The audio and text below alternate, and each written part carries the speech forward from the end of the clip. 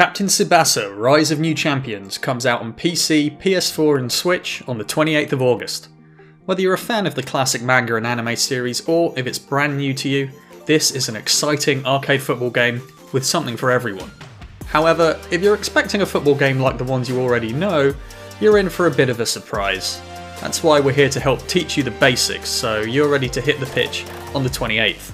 For this first video, let's go over the basic controls and mechanics. Firstly, the buttons. We'll be using the PS4 as an example, and do bear in mind, this is in practice mode, which is why the clock isn't moving. When you have possession, X is a short pass, circle is a long pass, and triangle is a through ball. For those last two, you can hold the button to kick the ball further. Square shoots the ball, and again, you can hold it to kick further.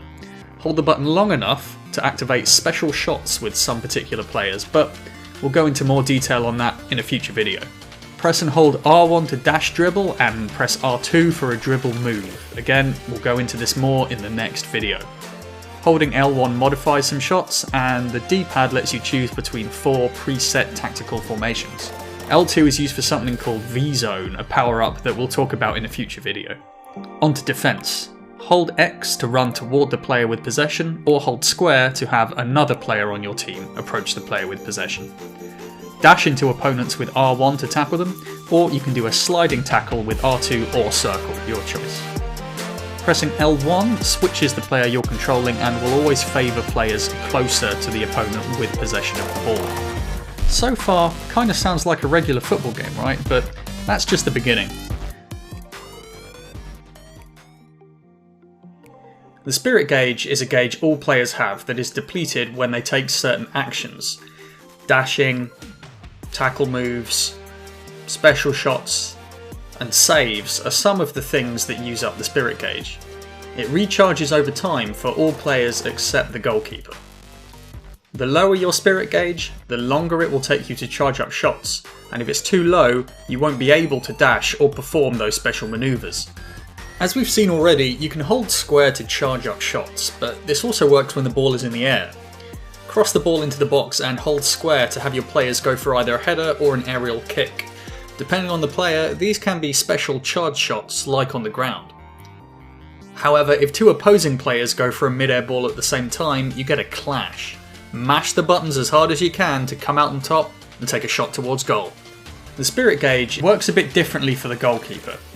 Every time he saves a shot, his gauge goes down and it only recharges at half time or after he lets a goal in. Wearing down the opponent's goalie until he lets in a shot is a huge part of being successful in Captain Tsubasa. So, pay close attention to your player's spirit gauges at all times. The more gauge a player has, the longer he'll be able to maintain possession, because of the dash dribble and dribble move maneuvers. We'll be going over two extremely important moves, the dash dribble and the dribble move. Essentially, both are different maneuvers you can perform to avoid being tackled, but you've got to choose well because each one can be beaten by different moves from the opponent. If you have the ball, you hold R1 to dash dribble. This lets you run faster until your spirit gauge runs out. It also lets you sprint past anyone trying to slide tackle you with R2. However, if the opponent sprints into you with R1 while you are doing the same, they'll take the ball. Basically, when you have possession, R1 beats the opponent pressing R2, but loses to the opponent also pressing R1. Alternatively, you can spend some spirit gauge to do a dribble move with R2, which will dash around any defenders sprinting at you with R1. However, it will lose if they tackle with R2 themselves. Essentially, both the attacker and the defender have two options, and each one beats one of the other. When you have the ball, R1 beats R2, and R2 beats R1. When you're defending, R1 beats R1, and R2 beats R2. Pay attention to what the other player does and press the right button at the right time.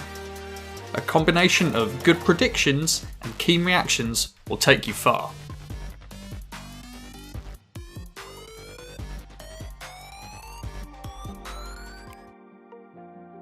we'll be discussing special combination moves you can do with particular characters. If you're familiar with the manga or anime, you'll be familiar with these players, but if you're new, you'll learn to know them before long. There are several special combination plays you can perform if you have the right players in the right spot. For example, when you have Tsubasa and Misaka running up the pitch together and one of them has the ball, hold triangle until the bar is full to perform an amazing combo pass move. Keep tapping triangle in time to get past the entire opposing team in no time at all. The only way for the opposing player to beat this is with an extremely well-timed dash into the path of the ball. There are also defensive plays that happen automatically if you have the right players in the right places. A brave defender can get in the way of a shot and stop it before it becomes an issue. That's not all, there are combination shooting moves too.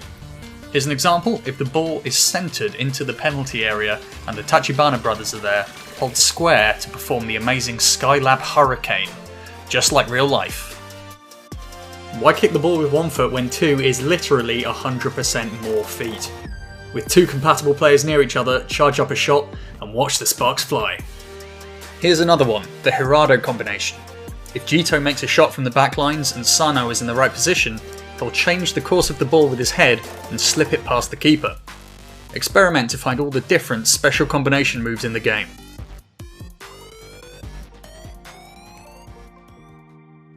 V-Zone is a power-up that affects your entire team. You'll see the V-gauge building up along the bottom of the screen as you play. When it's full, you can activate it at any time that you have possession by pressing L2. When it's active, your spirit gauge will last longer and recharge quicker. In addition, shots charge faster, so you can be even more aggressive. You can't activate V-Zone if you don't have the ball, but there is one thing you can do if you have a full gauge. When the opponent takes a shot, if your V-gauge is full, you can press L2 to do a super save that ensures they will not score. This is perfect to use as a last-ditch attempt when your goalie's spirit gauge is depleted. Make sure you keep an eye on your V-gauge and use it when it's full. There's no use sitting on a full gauge for an entire match. That concludes our week of Captain Tsubasa Rise of New Champions tutorials. Hopefully you learnt something and you'll be ready to hit the pitch on PS4, PC and Switch on 28th of August.